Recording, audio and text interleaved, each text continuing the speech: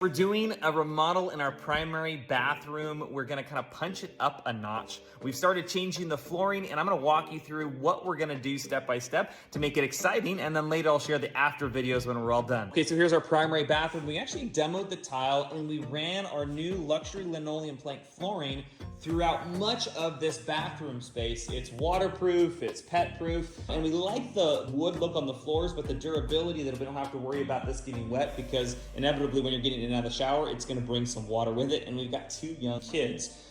We haven't set up all the furnishing yet, but we're finding the ways. Right now we've got a very kind of neutral color palette, kind of creams, light browns, caramels. We've got some bronze and gold elements to the accent, but we're gonna try to punch it up. My wife wanted a little bit more color and pizzazz. We had a little issue because the flooring, we couldn't run the flooring into our closet space because there was this extra concrete. So we either had to create a weird transition or go with the new material. So we chose this kind of fun cheetah pattern carpet. We'll see how it all looks at the end of the day. My wife chose some wallpaper that we're gonna stick on this wall to add some more kind of color and texture. We're gonna add a hanging chandelier, and then we're gonna redo some of the closet space with some more shelving and creating some more space for my wife's shoes.